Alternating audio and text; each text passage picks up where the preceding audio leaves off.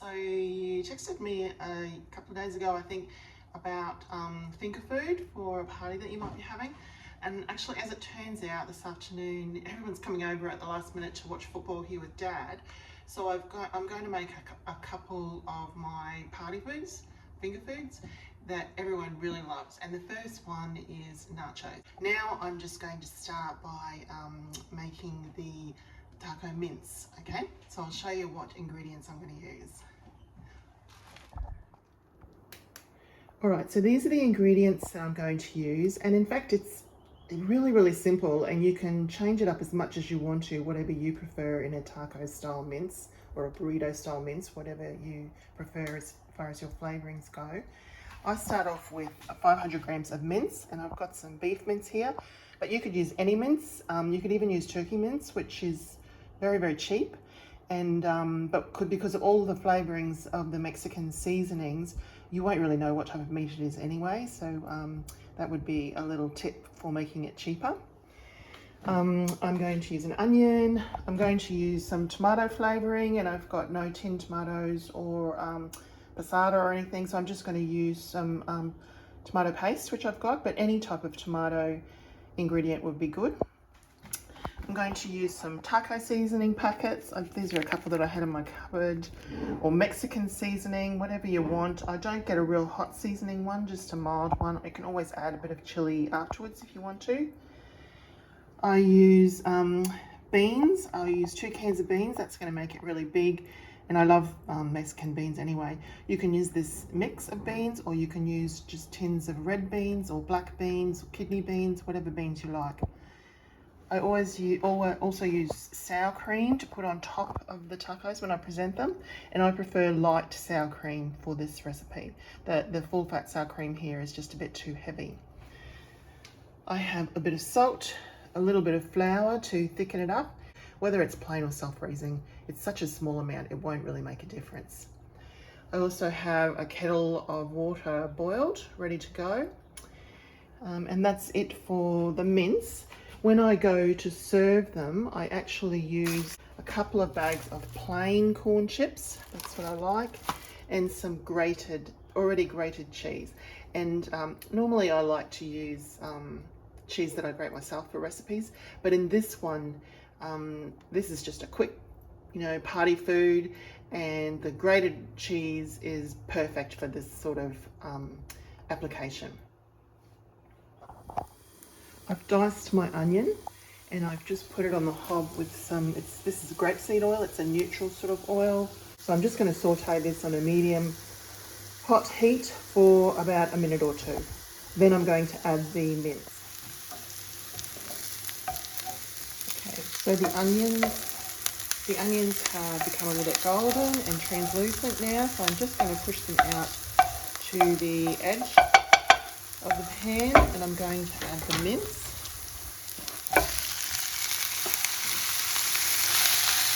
And I'm just going to chop up this mince a little bit so that as much of it is touching the bottom as possible.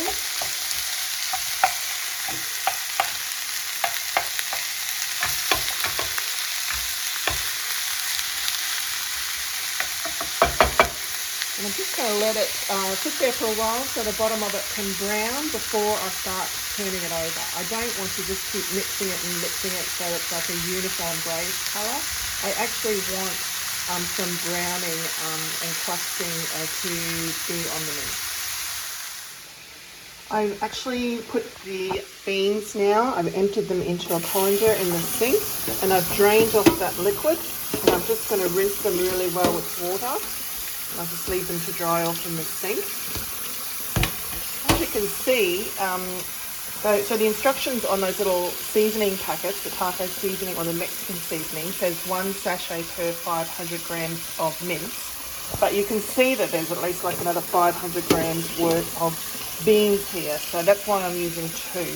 Otherwise, if I just use 1, it wouldn't be flavourful enough.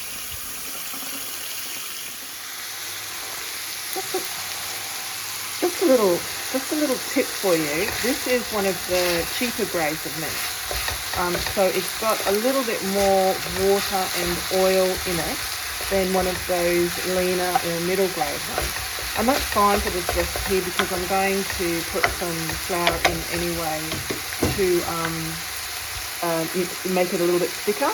But if you wanted to take off a little bit of that oil, you can just get some paper toweling and scrunch that up and just dip that into the little puddles of oil in the mince and throw that out. And that would be a way to get rid of some of this oil and water.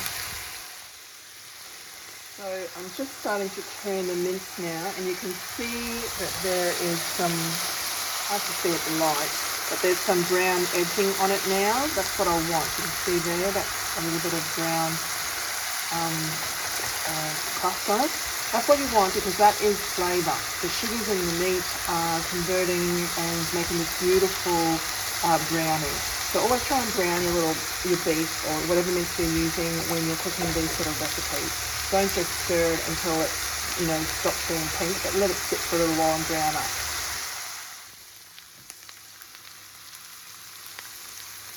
Now I'm going to add the Mexican seasoning, taco seasoning in this case.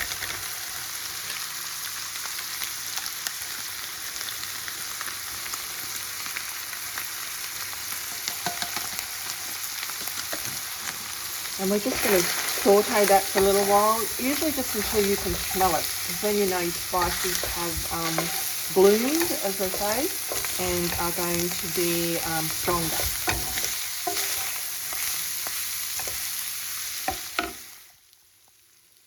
Now I'm adding the tomato paste.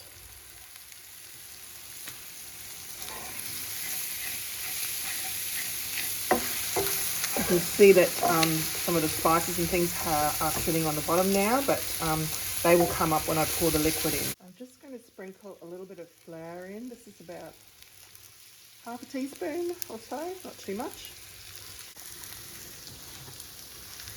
Okay, and now I'm going to pour the water in, and I'm just going to do it by eye, so I'm just going to guesstimate in a minute how much I put in.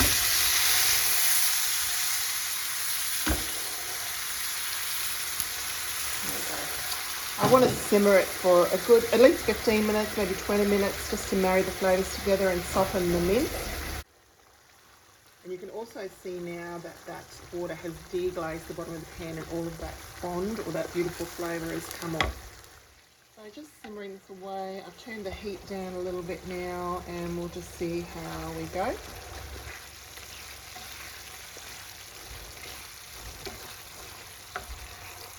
won't take long. I've added a bit more water, so probably about two cups in total, and I've turned it right down to the lowest temperature and put the lid on, and I just want to simmer it for a little while. Alright, I simmered for about 10 minutes and I've added the beans in now. I'm going to add just a tiny touch more water, just because I want to simmer it a bit longer and there's not that much water left. So just a little slurp of water just gives me a little bit more time to play around with and get those beans heated up. So maybe in total with the water I've used about 2.5 cups. Okay, I've added about 12 twists of my salt grinder.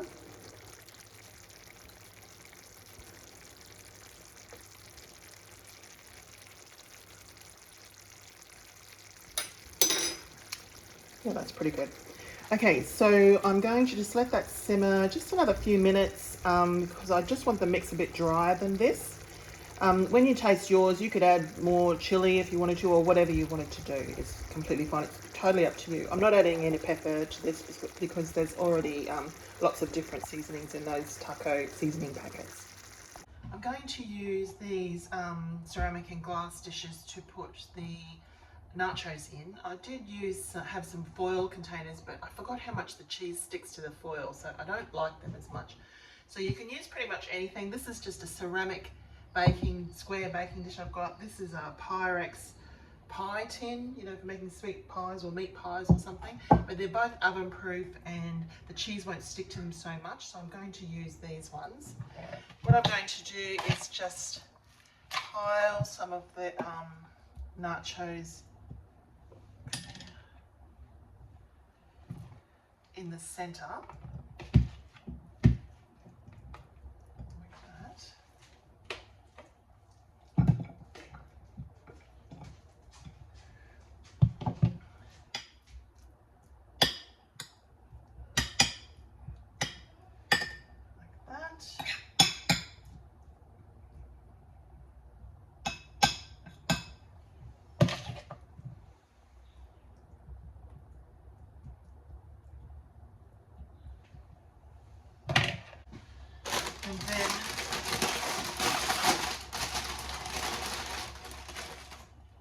going to arrange the chips around the outside, and you can be very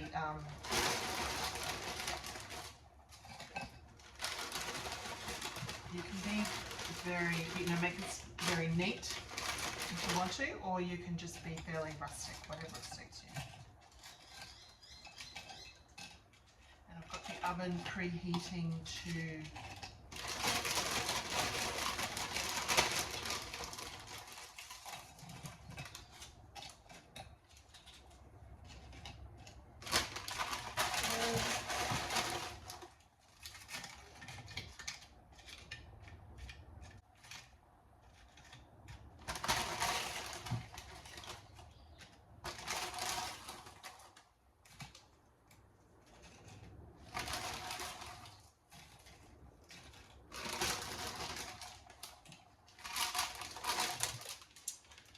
'There we are.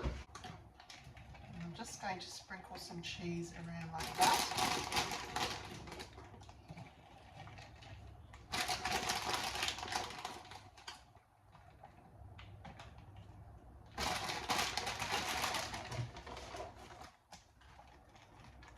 And we'll pop them in the oven. This should only take about 15 or 20 minutes.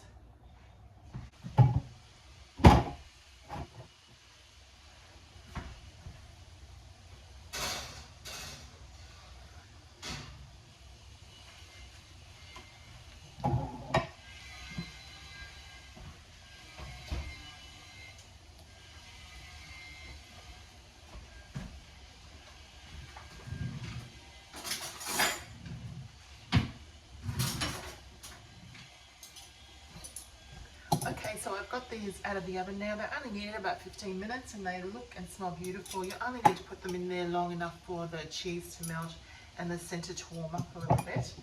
Now I've got some sour cream, so I'm just going to put some of that on top.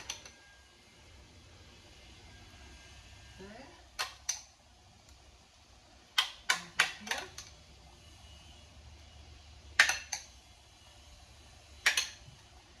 Also got a little bit of guacamole. I'll just pop that on the side there.